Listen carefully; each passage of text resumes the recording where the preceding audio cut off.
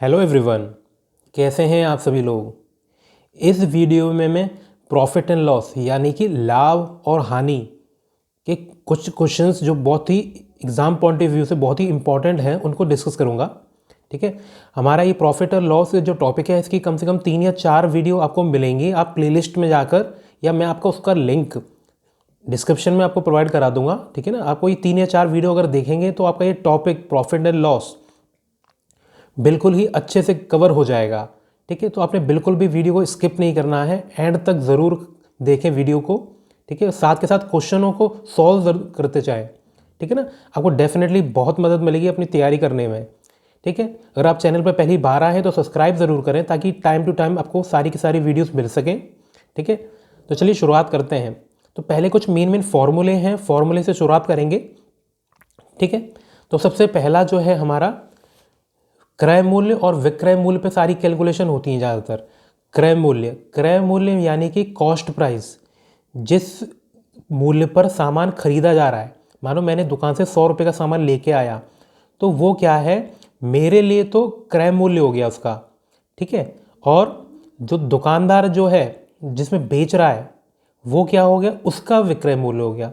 मतलब जिसमें सामान खरीदा जा रहा है वो तो क्या होता है, क्रय मूल्य, और जिसमें बेचा जा रहा है वो क्या होता है, विक्रय मूल्य।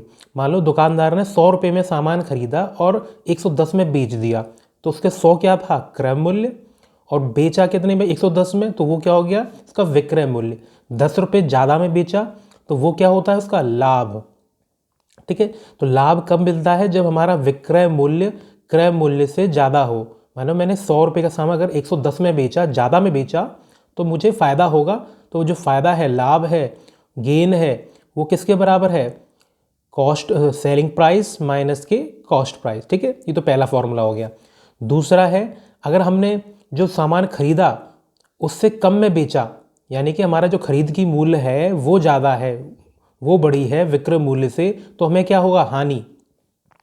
मैंने 100 रुपये का सामान खरीदा और 90 में बेचा, विक्रय मूल्य कम है, तो 10 रुपये का घाटा होगा, हानि होगी। तो सेकंड फॉर्मूला क्या है, हानि का। ठीक है, अगर इसी को मैं देखूं कि मुझे मान लो 100 रुपये का सामान खरीदा था और 10 रुपये लाभ कमाना है, तो 10 रुपये में अगर क्रय मूल्य पे जोड़ दूंगा तो मुझे क्या मिलेगा, विक्रय मूल्य। ठीक है, क्रय मूल्य में लाभ जोड़ने पर तो विक्रय मूल्य आता है और हानि घटाने पर विक्रय मूल्य आता है। यानी कि 100 रुपये का सामान मैं बेचा और 10 रुपये की हानि हो गई तो कितने में बेचा, 90 में, 100 में से 90 को घटा दिया। ठीक है, ये फॉर्मूले कुछ कुछ बड़े मेन फॉर्मूले हैं। ठीक है ना, आगे देखते हैं लाभ और हानि की प्रतिशत। अगर हमसे पूछा जा रहा है कि लाभ प्रतिशत निकालो तो हमें क्या निकालेंगे, लाभ बटे क्रय मूल्य गुणा 100। अगर लाभ है तो लाभ बटे क्रय मूल्य, अगर हानि है तो हानि बटे क्रय मूल्य, cost price. Loss upon cost price into 100, profit upon cost price into 100। ठीक है, अब चलो क्वेश्चन की शुरुआत करते हैं। अब साथ के साथ नोट जरूर करते चलें। ठीक है ना, आपको डेफिनेटली बहुत मदद मिलेगी तैयारी में। सबसे पहला क्वेश्चन है, 144 पेन बेचने पर। तो इस टाइप के क्वेश्चन एग्जाम में आपको जरूर देखने को मिलेंगे, जो मैं अभी पहले 4-5 क्वेश्चन डिस्कस कर रहा हूँ। ठीक है ना, इस पर सॉल्व करने में थोड़ी कन्फ्यूजन भी रहती है बच्चों को। ठीक है ना, तो आप ध्यान से ज़रूर समझें इनको। पहला है 144 पेन बेचने पर राम को 6 पेनों के विक्रय मूल्य के बराबर हानि हुई। देखो राम ने क्या है, 144 पेन बेचे। ठीक है, बेचने से पहले उसे खरीदने पड़ेंगे, तो 144 पेन खरीदे और 144 पेन बेचे, तो जो उसको क्या है, हानि हुई है, वो 6 पेनों के विक्रय मूल्य के बराबर हुई है। तो देखो उसको हम कैसे समझेंगे, ये देखो उसने बेचे कितने पेन है, 144, है ना, खरीदे भी तो इतने ही होंगे। जो 144 पेन खरीदे हैं, और एक दो खरीदने तो कितने भी खरीद सकता है, लेकिन हम 144 की बात कर रहे हैं। 144 पेन खरीदे और 144 पेन बेचे, तो मैं क्या करूँगा, जो उसकी कॉस्ट प्राइस है, क्रय मूल्य, उसको क्या मान लूँगा, सीपी। तो टोटल सीपी कितनी हो जाएगी, 144 गुणा सीपी। अगर एक पेन का क्रय मूल्य सीपी मैंने मान लिया तो टोटल सीपी कितना हो जाएगा, 144 सीपी, क्योंकि 144 खरीदा था उसने। और बेचा यानी कि विक्रय मूल्य, अगर एक का विक्रय मूल्य एसपी मैंने माना एक का मैंने SP माना तो टोटल कितना हो जाएगा 144, क्योंकि 144 ही बेचे उसने। अच्छा, अब यहाँ क्या कह रहा है, हानि की बात कर रहा है। अब यहाँ क्या कर रहा है, हानि की बात कर रहा है। तो उसको क्या है कि हानि हुई है, तो हानि कैसे निकालते हैं, जब हमारा क्रय मूल्य में से विक्रय मूल्य को माइनस कर दें, क्योंकि क्रय मूल्य ज़्यादा होगा हानि के केस में। तो 144 ये हमारा टोटल क्रय मूल्य था, माइनस 144 SP ये हमारा टोटल विक्रय मूल्य था, बराबर कितने का घाटा हुआ है, कितने की हानि हुई है, 6 पेन के विक्रय मूल्य। 6 पेन है और एक का विक्रय मूल्य कितना है SP, ऐसे लिख दिया हमने। ठीक है, कुछ भी एक्स वगैरह मानने की जरूरत नहीं है, सब CP और SP का खेल है यहाँ पर। ठीक है, तो देखो यहाँ पे मैं क्या करूँगा, SP को SP के पास ले जाऊँगा, तो ये देखो ये कितना आएगा 144। जब यहाँ पहुँचेगा तो 144 में 6 जोड़ेगा, SP वाले को SP पे जोड़ूंगा तो 150 SP।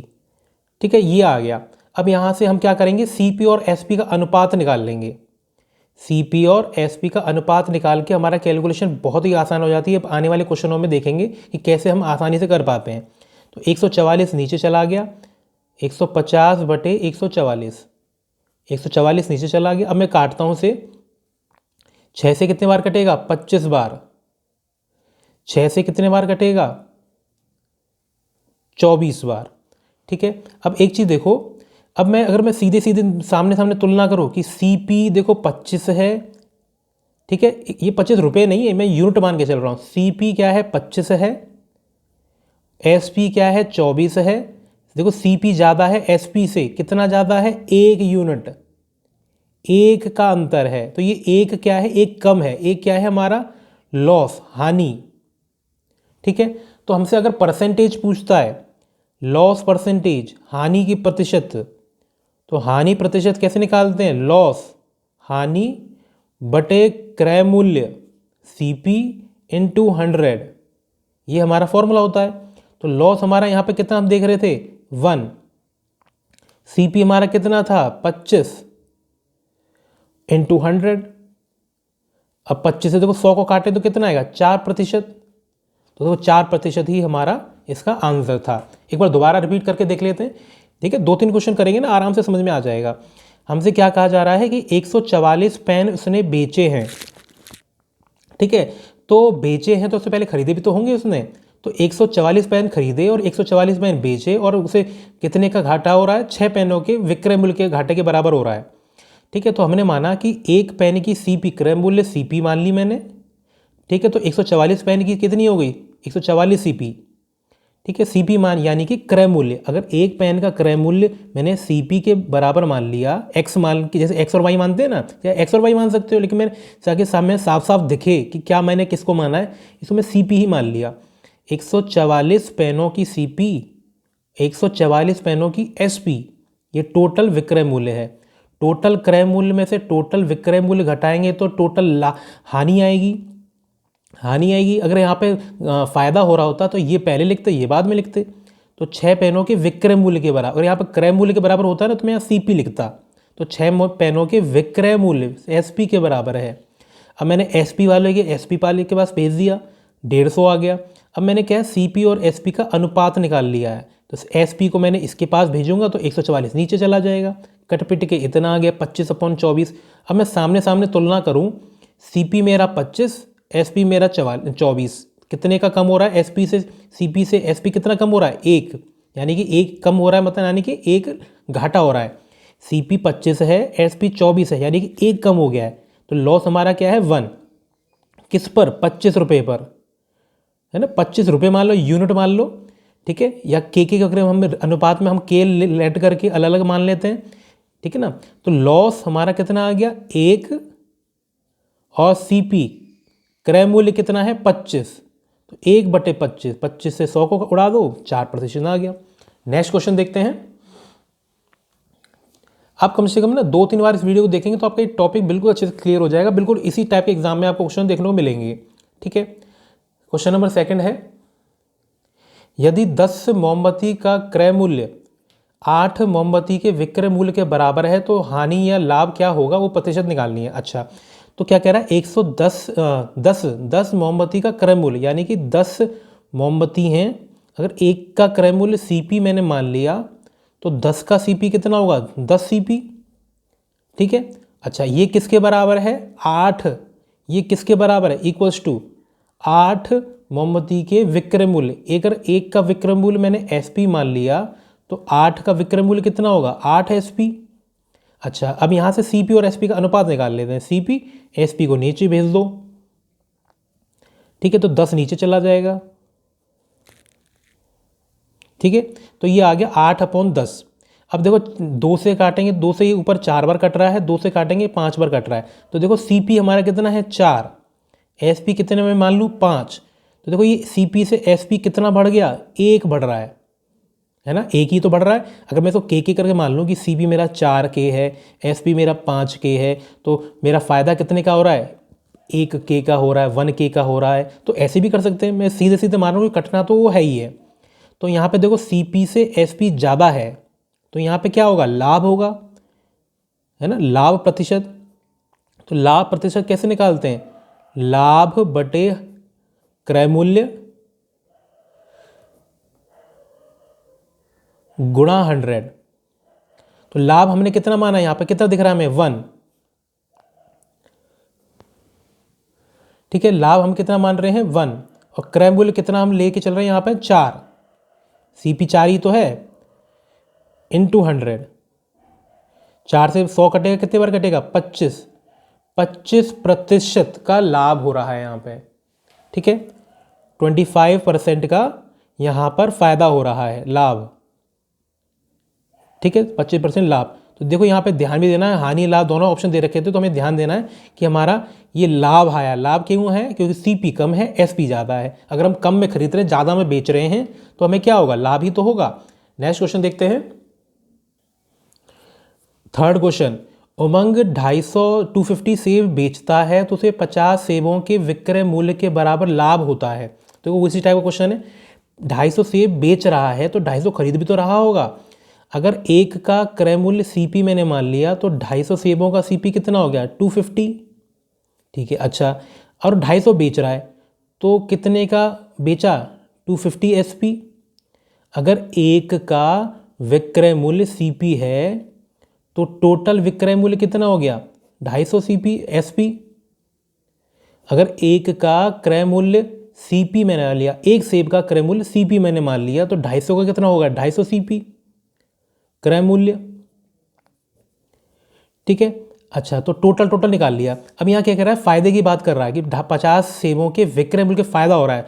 फायदा हो रहा है यानी कि हमारा क्या है, विक्रय मूल्य ज़्यादा है ना। अगर फ़ायदा होता है तो कब होता है, जब हमारा विक्रय मूल्य ज़्यादा है। तो कैसे निकालते हैं, फ़ायदा किसके बराबर होता है, विक्रय मूल्य माइनस क्रय मूल्य। तो विक्रय मूल्य कितना है, 250 SP, और क्रय मूल्य कितना है, 250 CP। ये किसके बराबर है, किसके बराबर लाभ हो रहा है हमें, 50 सेबों के विक्रय मूल्य के बराबर। तो 50 सेबों का विक्रय मूल्य कितना होगा, 50 SP। अगर मैंने क्या माना था, विक्रय मूल्य, एक का विक्रय मूल्य SP है तो 50 का कितना होगा, 50 SP। अच्छा, मैं SP को SP के पास भेजता हूँ, CP को CP के पास। तो देखो क्या होगा, 50 SP जब 250 में से घटेंगे तो 200 SP बचेगा, और 250 CP को मैं इधर ले जाऊंगा तो ये 250 CP रहेगा। अब मैं CP और SP का अनुपात निकाल लेता हूँ। तो देखो ये 250 200 के नीचे जाएगा, तो 200 बटे 250 बराबर SP को जब CP के पास सरका देंगे तो ये इस तरह से आ गया। ठीक है, अच्छा, अब देखो मैं 50 से काटूँ, 50 से ये तो 4 बार कटेगा और 50 से ये 5 बार कटेगा। ठीक है, तो देखो CP 4 है, SP 5 है, तो देखो ये कितना बढ़ गया, +1। ये +1 हमारा क्या है, लाभ ही तो है ना। CP हमारा 4, प्रॉफिट हमारा 1 बढ़कर SP हमारा 5 हो गया। तो अगर हम इसमें परसेंटेज निकालें, प्रॉफिट परसेंटेज निकालें, तो कितना आएगा, 1 का फायदा हो रहा है। जब हम क्या ले रहे हैं, CP को क्या मान रहे हैं, जब 4। ठीक है, ठीक है, तो ये 4 से 100 घटेगा 25%, 25 बार। तो यहाँ ऑप्शन में कुछ गड़बड़ है, आप यहाँ से किसी भी एक ऑप्शन को 25 मान लीजिए, ठीक है। तो ये कितना आंसर आ गया, 25%, ठीक है। तो देखो सेम क्वेश्चन है, उसी टाइप क्वेश्चन को हम रिपीट कर रहे हैं, तो आपका कॉन्सेप्ट 6-7 क्वेश्चनों के बाद क्लियर हो जाएगा, ठीक है ना। यहाँ पे CP को हम 4, ये नहीं कि स्क्रैप मूल्य 4 दे रखा है, हम मान के चल रहे हैं, देखो कि सामने सामने CP अगर 4 है तो SP 5 हुआ, तो कितने ज़्यादा बढ़ गया, 1 ज़्यादा बढ़ गया। अगर हम इसे K करके लेट करके अलग कर लें, जैसे हम अनुपात में अलग से पढ़ेंगे कि जब अनुपात होता है किसी का तो हम इसको क्या मान लेते हैं, CP बराबर 4 के, SP बराबर 5 के, अलग अलग कर लेते हैं। तो फ़ायदा कितने का होगा, 1K का होगा, 1K ज़्यादा बढ़ गया। तो जब हम 1K अपॉन 4K मानते तो K से K कट जाता, तो बात तो बराबर ही पड़ेगी, हम सीधा भी इसको ऐसे लिख सकते हैं, ठीक है। आगे देखते हैं क्वेश्चन नंबर 4। 20 वस्तुओं का क्रय मूल्य X वस्तुओं के विक्रय मूल्य के बराबर है, यदि लाभ प्रतिशत 25% है तो X का मान क्या होगा। देखो वही क्वेश्चन बस थोड़ा सा चेंज कर दिया है। तो हमसे क्या कह रहा है, 20 वस्तुओं का क्रय मूल्य, अगर एक का क्रय मूल्य CP है तो 20 का कितना होगा, 20 CP, ठीक है, ये टोटल क्रय मूल्य आ गया। अच्छा, X वस्तुओं के विक्रय मूल्य के बराबर है, अगर एक का विक्रय मूल्य SP है तो X वस्तुओं कितना होगा, X SP, है ना, टोटल विक्रय मूल्य इतना आ गया। अब हमसे क्या कह रहा है कि 25% का लाभ हो रहा है, ठीक है, ये इसके पहले बराबर है, मैं इसको पहले बराबर कर लेता हूँ क्योंकि बराबर दे रखा है ना। 20 का क्रय मूल्य बराबर X का विक्रय मूल्य, ठीक है। अब मैं CP और SP का अनुपात देखूं तो कितना आएगा, SP को नीचे भेज दूं, 20 को इसके नीचे भेज दूं, X/20, ठीक है। अच्छा, तो मैं अगर मैं सीधे सीधे देखूं तो CP मेरा कितना है, X, CP कितना मेरा X है, SP कितना है 20, ठीक है। अब यहाँ पर क्या बात हो रही है कि लाभ हो रहा है 25%, तो मैं पहले लाभ देखता हूँ, लाभ क्या होता है, लाभ होता है विक्रय मूल्य में से क्रय मूल्य को घटाना। तो 20 यानी कि 20 माइनस X का लाभ हो रहा है, लेकिन यहाँ तो प्रतिशत दे रखा है, तो लाभ परसेंटेज 25 बराबर क्या होगा, लाभ प्रतिशत क्या होता है, लाभ, ठीक है, लाभ बटे क्रय मूल्य, क्रय मूल्य कितना है X इंटू 100, ठीक है, ये है। इसको हल करके X का मान निकाल लेना है, ठीक है। तो कैसे हल करें, इस 20 इसको यहाँ भेज दो, यहाँ पे भेज दो, या 100 को यहाँ भेज दो, कैसे भी कर सकते हैं हम इसे। तो देखो हमें क्या कर रहे हैं, क्या करना है, इसमें X को यहाँ भेज देते हैं, तो ये आ गया 25X बराबर 100 से दोनों में इंटू कर दूं तो 2000 माइनस 100X, ठीक है।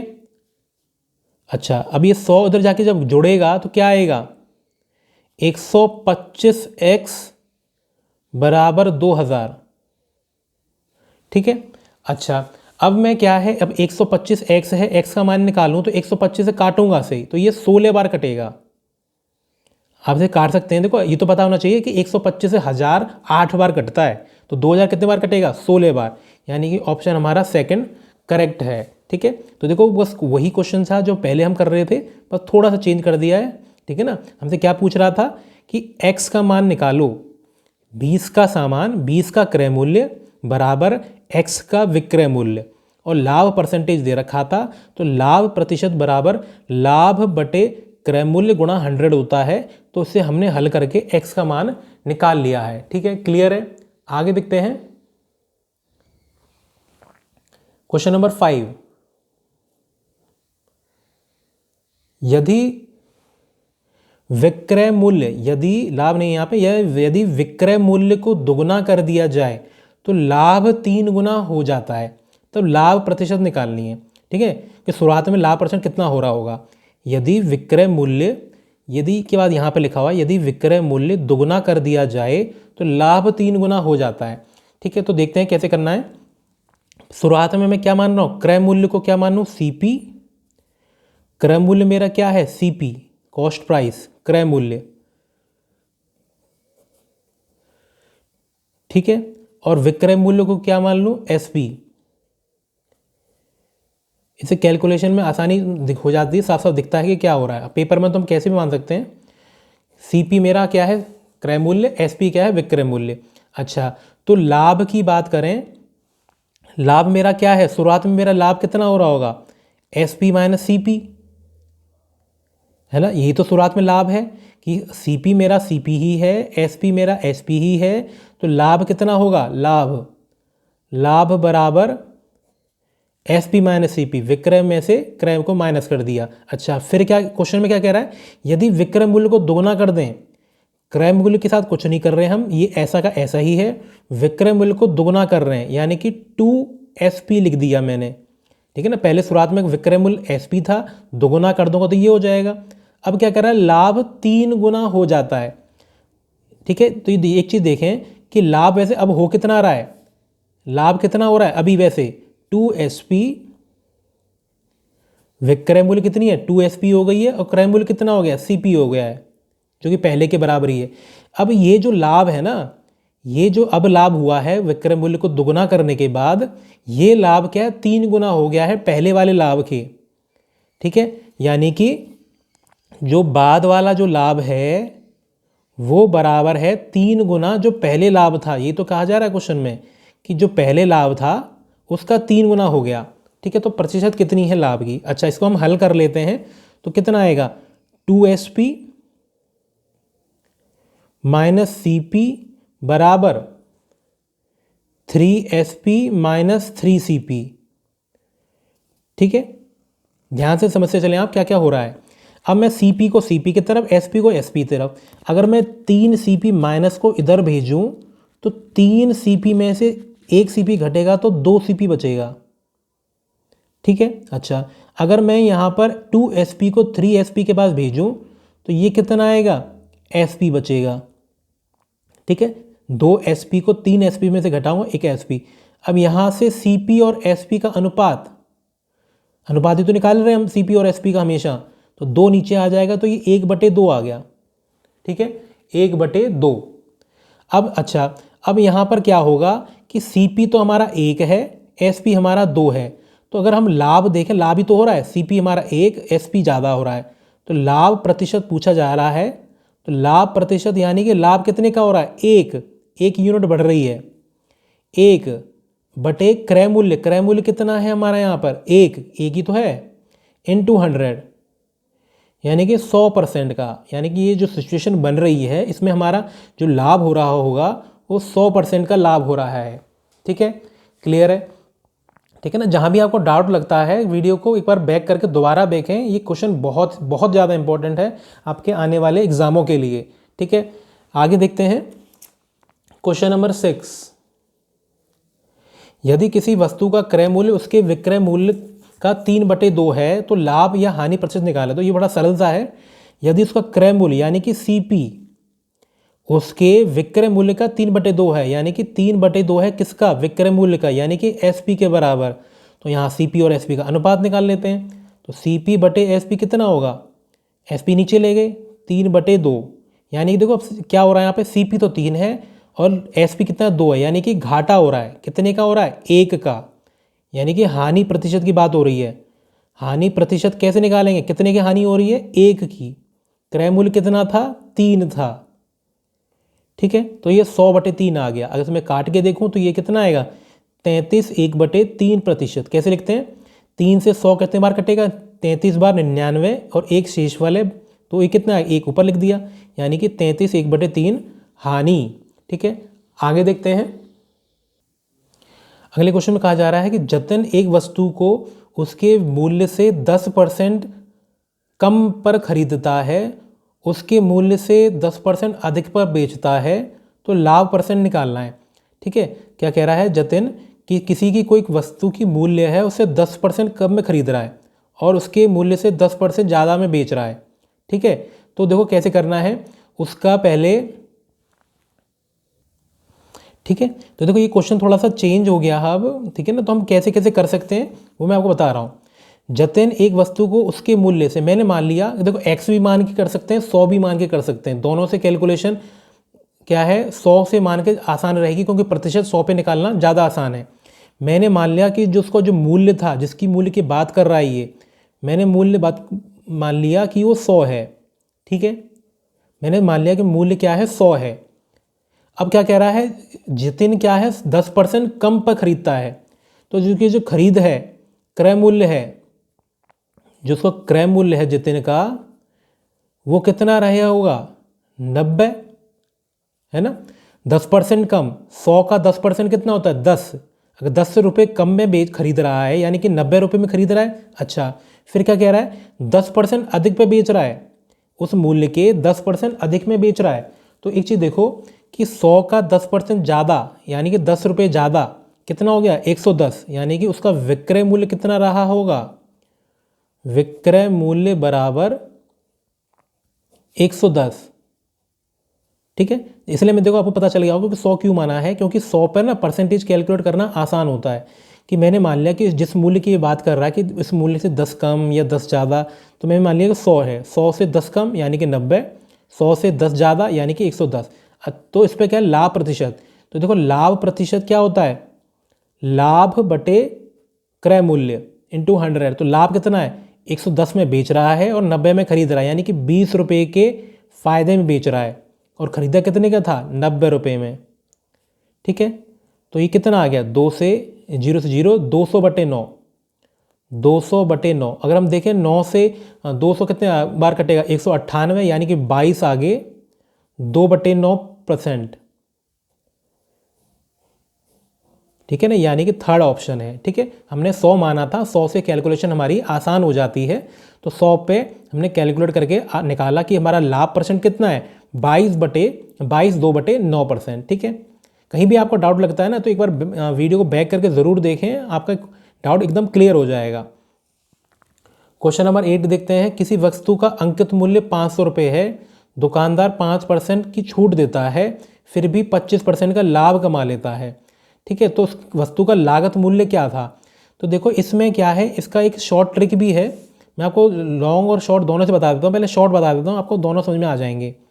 देखो जब अंकित मूल्य यानी कि MRP, जो उस पर छपा हुआ रेट है MRP, दुकानदार 5% छूट दे रहा है यानी कि डिस्काउंट की बात भी हो रही है, लाभ 25% लाभ की बात हो रही है, लाभ या प्रॉफिट या हानि ये दे रखा है, और लागत मूल्य यानी कि इसकी जो शुरुआती प्राइस था, कॉस्ट प्राइस था, क्रय मूल्य था वो, अगर ये चारों चीज़ें दे रखी हो ना, अगर ये चारों चीज़ों की बात हो रही है, किसी भी एक चीज़ को निकालना है, तो एक शॉर्ट फॉर्मूला होता है MRP बटे CP बराबर 100 प्लस P, यानी कि प्रॉफिट या लॉस है तो माइनस लॉस, बटे 100 माइनस डिस्काउंट। ये फॉर्मूला होता है शॉर्ट ट्रिक इसका। ठीक है, कैसे याद करेंगे, प्रॉफिट के सामने तो डिस्काउंट वाली बात होगी, डिस्काउंट कम ही होता है इसलिए माइनस, CP के सामने, CP के मतलब क्रॉस में क्या है प्रॉफिट की बात होगी 100 प्लस, और प्रॉफिट है तो प्लस ही होगा, अगर लॉस है तो माइनस होगा। अच्छा, अगर इस हिसाब से हम देखें तो प्रॉफिट हमें यहाँ MRP कितना दे रखा है, अंकित मूल्य 500, यानी कि MRP की जगह पे 500 मान लिया, क्रय मूल्य तो निकालना है, लागत मूल्य तो निकालनी है। अच्छा, 100 प्लस प्रॉफिट कितने का दे रखा है 25%, यानी कि 25। ठीक है, परसेंट नहीं लिखना, 25 लिखना है, क्योंकि P हमारा परसेंटेज में ही बात हो रही है। CP के सामने क्या है 100 माइनस डिस्काउंट कितना है 5% का, यानी कि 100 माइनस 5, तो देखो कितना आ गया 500 बटे CP 125 बटे 95।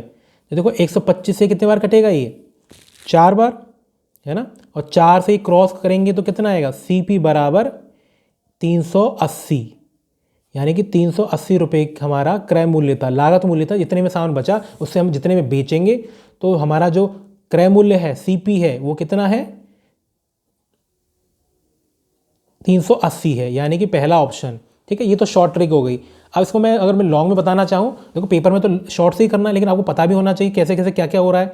ठीक है, तो मैं मान लेता हूँ कि जो मेरा क्या है लागत मूल्य है, लागत मूल्य को मैं क्या है कुछ मान लेता हूँ, लेट कर लेता हूँ। ठीक है, तो मैं क्या मान रहा हूँ, लागत मूल्य को 100 मान रहा हूँ। ठीक है, CP मेरे क्या है लागत मूल्य है, जितने में शुरुआत हो रही है चीज़ की, तो मैंने मान लिया कि 100 रुपये है। ठीक है, और MRP मेरा कितना है 500 रुपये। ठीक है, अच्छा, अब ये SP यानी कि विक्रय मूल्य, विक्रय मूल्य कैसे निकलता है? जो हमारा जो छपा हुआ रेट है उस पर कुछ प्रतिशत छूट मिलती है, तो उस छूट को हम घटा दें तो तभी तो विक्रय मूल्य मिलता है। 500 रुपये पर 5% की छूट मिल रही है। अगर मैं 500 का 5% निकालूँ तो कितना आएगा? कितना आएगा? 25 रुपये आएगा। ठीक है, तो अगर 500 का 5% निकालना 25 आ गया, तो 25 को मैं, अगर मैं देखो इसका 500 का 5% कितना होता है? 25। अगर मैं 500 में से 25 को घटा दूं तो कितना आएगा? 475 रुपये, है ना। यानी कि विक्रय मूल्य होना कितना चाहिए? 475 रुपये। लेकिन क्या हो रहा है कि मैंने CP को 100 माना और इस पर मुझे 25% का लाभ मिल रहा है। तो 100 का 25% यानी कि 25 रुपये, तो 100 में 25 जोड़ूंगा तो कितना बनेगा? 125। तो यहाँ पे क्या हो रहा है? 475 भी दे रखा है, 175 भी दे रखा है। दो चीज़ कैसे हो सकती है? यानी कि 125 की वैल्यू कितनी है? 475 के बराबर दे रखी है, तो 100 की कितनी होगी? ये बात हो रही है ना। 100 पर 25% का लाभ मिल रहा है, यानी कि 25 रुपये ज़्यादा मिल रहा है, यानी कि 125 की वैल्यू इतनी है। अब देखो 125 की वैल्यू अगर हम 475 माने तो एक की वैल्यू कितनी आ जाएगी? 175 25 से डिवाइड कर दो, यानी कि 3.8 आएगी। ठीक है ना, 125 से इसमें काटो 3.8 आएगी। अगर एक की वैल्यू 3.8 है तो 100 की कितनी होगी? 380 रुपये। ठीक है ना, तो ये हमारा इस तरह से भी हम कर सकते हैं। ठीक है, नहीं तो आप इसको ध्यान रखो, ये भी काफ़ी बहुत अच्छा तरीका है ट्रिक, कि जब ये ध्यान रखो कब लगाना है ये, जब किसी क्वेश्चन में अंकित मूल्य, छूट, लाभ या हानि या और क्रय मूल्य, इन चारों की बात हो रही हो, तो ये फॉर्मूला डायरेक्ट हम पुट करके आंसर बड़ी सरलता से निकाल सकते हैं। स्टैंडर्ड क्वेश्चन है ये, कुछ ना कुछ एक चीज़ पूछी होगी, या तो क्रय मूल्य पूछा होगा या अंकित मूल्य पूछा होगा। आगे देखते हैं। एक वस्तु का क्रय मूल्य वस्तु पर अंकित मूल्य का 64% है। ठीक है, खरीद पर 12% की छूट देने पर कितना % लाभ होगा? तो एक चीज़ देखते हैं कि जो वस्तु का क्रय मूल्य है CP है, वो अंकित मूल्य का 64% है। ठीक है, तो मैं क्या कर लेता हूँ, इसको क्या मान लें, MRP को मैं 100 मान लेता हूँ। ठीक है, MRP मेरा कितना है? 100 है। तो इसका जो क्रय मूल्य होगा, तो वस्तु का क्रय मूल्य कितना होगा? 64% होगा, यानी कि अगर 100 मान लिया तो क्रय मूल्य कितना हो गया? 64। ठीक है, अब इसमें क्या कह रहा है? खरीद पर 12% की छूट, यानी कि प्रॉफिट, सॉरी ये कितना डिस्काउंट कितना है? 12% का। तुमसे क्या पूछ रहा है? प्रॉफिट पूछ रहा है कि प्रॉफिट कितना होगा। तो देखो ये पिछला फॉर्मूला था, उससे हम डायरेक्ट कर सकते हैं इसे। चारों चीज़ों की बात ही तो हो रही है कि हमारा MRP 100 है, यानी कि MRP 100 बटे क्रय मूल्य 64 बराबर MRP में तो डिस्काउंट माइनस होता है, तो सामने हम देखें तो 100 माइनस 12 होगा। और ये CP है, CP में क्या होता है? प्रॉफिट जुड़ता है, तो यानी कि 100 प्लस P हो गया, है ना। P तो पूछ रहा है, परसेंटेज को मैंने P को P ही माना। ठीक है, तो क्या है, कटके कितना हो जाएगा ये? 4 से 25 बार, 4 से 16 बार। ठीक है, और ये कितना हो गया? 100 प्लस P बटे में 88। ठीक है, अच्छा अब क्रॉस मल्टीप्लाई कर लेते हैं, कितना आएगा? 1600, या और काटना चाहे तो और भी काट सकते हैं कि 8 से 2 बार, 8 से 11 बार। अब क्रॉस कर लेते हैं, 11 जाके यहाँ इंटू हो जाएगा, 2 यहाँ जाके इंटू हो जाएगा, तो कितना मिलेगा? 11 5 55 और 2 22 275 275 बराबर 2 से गुणा करेंगे तो 200, 2 से गुणा करेंगे तो 2P। ठीक है, अब 275 में से घटेगा तो कितना आएगा? 75 बराबर 2P। 2 से 75 को काटे कितना आएगा? 37.5। और परसेंटेज है ये, तो 37.5% हो तो ही तो होगा। ठीक है, तो एक बार दोबारा देख लेते हैं क्या दे रखा है।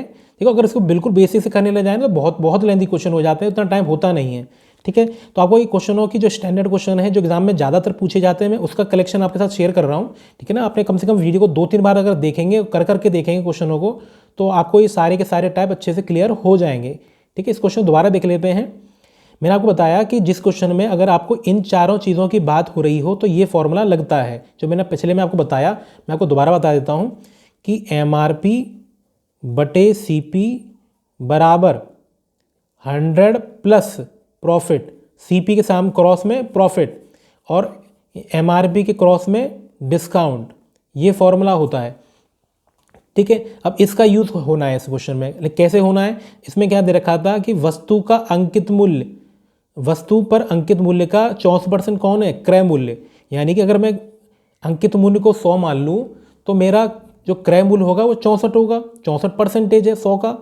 अच्छा, तो डिस्काउंट कितना दे रखा है, 12%। तो प्रॉफिट पूछा है, तो प्रॉफिट को तो मैं पी की जगह पे पी का ही इस्तेमाल कर रहा हूँ, ठीक है ना। और कैलकुलेशन करिए सिंपल, आप इसको दोबारा एक बार बैक करके देखेंगे तो आपको क्लियर हो जाएगा, ठीक है। आगे देखते हैं क्वेश्चन नंबर 10।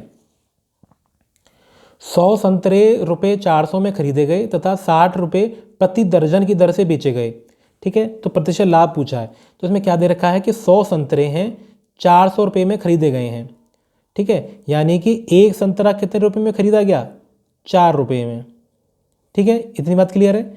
अब इसमें क्या दे रखा है कि 60 रुपये प्रति दर्जन, यानी कि 12 संतरे 60 रुपये में बेचे गए हैं, यानी कि एक संतरा कितने में बेचा गया है, 5 रुपये में, ठीक है। तो एक चीज़ देखो, एक संतरा 4 रुपये का खरीदा और 5 रुपये बेचा, यानी कि कितने का लाभ हुआ, कितने का लाभ हुआ, 1 रुपये का, ठीक है। अगर लाभ परसेंटेज की बात हो रही है तो कितना होगा, कितने का लाभ हो रहा है, 1 रुपये का, कितने पे, 4 रुपये पे, इंटू 100 कितना आ गया, 25%, ठीक है। हमसे क्या पूछ रहा है, 100 संतरे 400 में खरीदे, यानी कि एक का खरीद कितनी है, 4 रुपये की, और क्या कह रहा है, बेचा कितने में, दर्जन 60 रुपये में। एक दर्जन में कितने होते हैं, 12, यानी कि 12 को 60 में बेच रहा है, यानी कि एक को कितने में बेच रहा है, 5 रुपये में। तो मैंने बराबर देख लिया, एक की खरीद और एक का विक्रय, एक की खरीद और एक का विक्रय मूल्य कितने का अंतर है, 1 रुपये का अंतर है। तो 1 रुपये हमारा क्या है, फायदा ही तो है, ठीक है। आप 100 पे निकाल सकते हो, कैसे भी निकाल सकते हो, हमने क्या बराबर देख लिया, एक का ही तो खरीद निकाल ली, एक का ही विक्रय निकाल लिया, और लाभ बटे क्रय मूल्य इंटू 100 लाभ %, ठीक है। आगे देखते हैं। नेक्स्ट है क्वेश्चन नंबर 11। देखो ये यहाँ पर कटिंग है, यहाँ पे क्या लिखा है, ₹5। तो ये टाइप भी काफ़ी इंपॉर्टेंट है। क्या दे रखा होता है, ₹5 के दर 6 की दर से खरीद कर ₹6 के 5, ये है ना, 5 के 6 खरीदे और 6 के 5 बेच दिए, ठीक है। यानी कि कोई भी सामान खरीदा, इस तरह से खरीदा कि 5 रुपये में वो 6 तो मिल रहे थे, जब बेचा तो 6 रुपये में 5 बेच दिए। तो देखो इस तरह से क्वेश्चन को कैसे करना होता है कि सामान को बराबर कर लेते हैं, कि मान लो मैंने माना कि 6 सामान खरीदा मैंने, ठीक है, 6 सामान का कितना है रुपया, 5 रुपये है, ठीक है। ये क्या है, कॉस्ट प्राइस की बात हो रही है ये। अगर कोई भी सामान 6 सामान खरीदे, 5 रुपये खरीदे, तो यानी कि एक कितने का खरीदा, एक कितने का खरीदा, 5/6 का, यानी कि ये CP कितनी आ गई, 5/6, ठीक है। कई तरीके से कर सकते हैं इस क्वेश्चन को, जैसा आपको सरल लगे। अगर 6 सामान खरीदे 5 रुपये में, यानी कि एक सामान कितने खरीदा, 5/6। अच्छा, अगर बेचने की बात करूं तो 5 सामान क्या है, 6 रुपये में बेचा जा रहा है, ₹6 में, ये SP की बात हो रही है। तो एक सामान कितने का होगा, 6/5 का, है ना।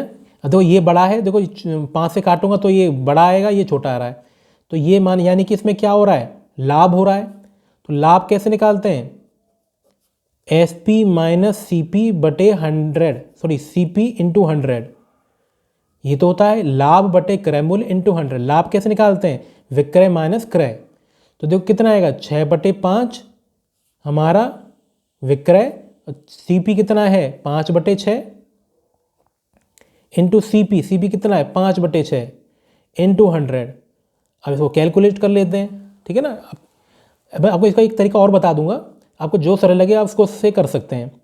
तो देखो कितना आ गया, इसको मैं हल करूंगा, 36 एलसीएम लेके 36 और 25 कितना आएगा, 11/30, और नीचे 5/6 का हो रहा है, यानी कि भिन्नों का हम करते हैं तो कैसे कर लेते हैं, उल्टा करके लिख लेते हैं इंटू 100।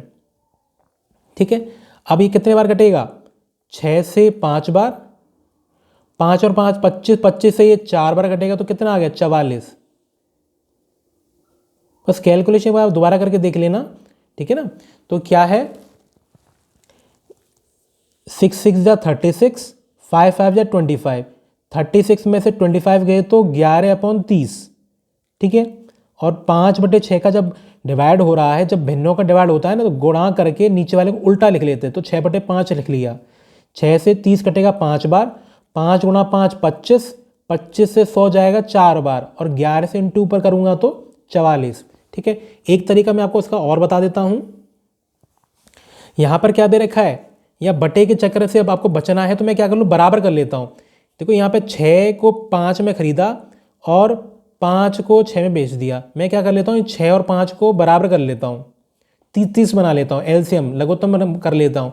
अगर 6 को 5 में खरीद रहा है तो 30 को कितने में खरीदेगा, 5 से गुणा कर देता हूँ दोनों तरफ, 25 रुपये में। तो ये हमारी क्या हो गई, क्रय मूल्य हो गई। अच्छा, अगर यहाँ पे मैं 30 बना लूँ से,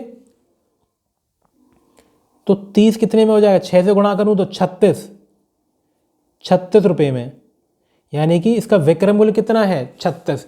ऐसा क्यों करते हैं, ताकि ये बराबर हो जाए। यहाँ मैंने एक एक क्यों किया, ताकि बराबर हो जाए। यहाँ पे अब मैं 30 क्यों कर रहा हूँ, ताकि बराबर हो जाए। ठीक है, क्योंकि जितना खरीद रहे हैं उतने पे बेच रहे हैं, उसी पे तो हम लाभ % निकालेंगे। ये तो ना कि 10 खरीदा और 11 बेचा। ठीक है, तो इस पे हम देखें कितने का हो रहा है, क्रय मूल्य कितना है 25 रुपये, और बेचा कितने में 36 रुपये। कितने का फ़ायदा हो गया, 11 का, यानी कि 11 का फ़ायदा हुआ किस पर, क्रय मूल्य पर, 25 पर, इंटू 100। 25 से कटा ये 4 बार, 44%। तो ये और सरल है, इसको आप ऐसे भी कर सकते हैं। ठीक है, आगे देखते हैं। किसी वस्तु का अंकित मूल्य 8,000 रुपये है तथा 7200 में बेचा जाता है, छूट निकालना है। अच्छा, तो पहले छूट कितनी है यहाँ पर वो निकाल लेते हैं। 8,000 के सामान को 7200 में बेचा जा रहा है, यानी कि 800 रुपये की छूट मिल रही है। ठीक है, तो छूट % कैसे निकालते हैं, कि कितने की छूट मिली, कितने रुपए में मिली, यानी कि अंकित मूल्य क्या था, अंकित मूल्य कितना था, इंटू 100। ठीक है, छूट कितने की मिली है, 800 की, अंकित मूल्य कितना था, 8,000 रुपये था, इंटू 100। सब कुछ से काट पीट कर दो तो कितना आएगा, 10 आएगा। 10% की छूट मिल रही थी। ठीक है ना, तो सिंपल सा था ये। तो आगे देखते हैं क्वेश्चन नंबर 13। यदि ए का मूल्य बी से 25% कम है तो बी का मूल्य ए से कितना % होगा। ये मूल्य की बात हो रही है, लेकिन है ये परसेंटेज का क्वेश्चन, तो कोई नहीं, देख लेते हैं। ए का मूल्य बी से 25% कम है, बी से, मैं बी क्या मान लेता हूँ, बी को 100 मान लेता हूँ। मैंने क्या माना, बी को 100 माना। ठीक है ना, परसेंटेज में 100 मानने से बड़ी सरलता हो जाती है। क्या कह रहा है, बी से 25% कम। अगर बी को मैंने 100 माना तो ए कितना हो जाएगा, 75। 100 से 25% कम यानी कि 75।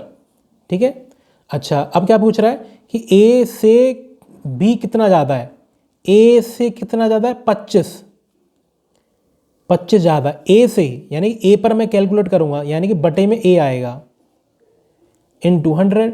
25 से एक बार, 25 से 3 बार। तो देखो, आपको ये पता होना चाहिए कि जब 100/3 आता है ना, ये होता है 33 1/3%।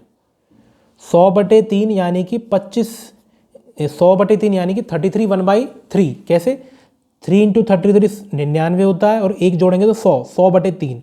ठीक है, यानी कि ऑप्शन सेकंड हमारा करेक्ट है। ठीक है, कैसे किया, बी से एक क्या है, 25% कम, यानी कि 100 से 25 कम कितना होगा, 75। अब 75 से 100 कितना ज़्यादा है, 25 ज़्यादा है। 75 से, यानी कि 75 पर कैलकुलेट कर रहा हूँ, यानी कि 75 बटे में आएगा, है ना। लास्ट क्वेश्चन देखते हैं इस वीडियो का। ठीक है, क्या कह रहा है, एक व्यक्ति अपने सामान को उसके क्रय मूल्य से 40% अधिक पर बेचता है तथा अंकित मूल्य पर 4 से 40% का बट्टा देता है, तो उसे लाभ या हानि कितनी होगी वो पता करना है। ठीक है, तो देखो, इस क्वेश्चन को हम कैसे कर सकते हैं, अभी मैंने आपको पहले डिस्कस किया था, वही टाइप का क्वेश्चन है। एक व्यक्ति अपने सामान को क्रय मूल्य से 40% अधिक पे अंकित करता है, यानी कि क्रय मूल्य अगर मैं 100 मान लूँ तो इसका जो अंकित मूल्य होगा क्या है, 40% अधिक होगा, यानी कि 140 होगा। ये तो कह रहा है क्वेश्चन में 40% अधिक होगा, यानी कि 100 से 40 ज़्यादा 140। ठीक है, अच्छा अब इसमें क्या कह रहा है, 40% का बट्टा यानी कि छूट, यानी कि डिस्काउंट कितना है 40 का। ठीक है, अब लाभ या हानि क्या हुआ वो पूछ रहा है, तो यहाँ प्रॉफिट है, प्रॉफिट पूछ रहा है। जब मैंने आपको थोड़ी देर पहले भी बताया कि जब इन चारों चीज़ों की बात हो ना तो फॉर्मूला लग जाता है। क्या होता है फॉर्मूला,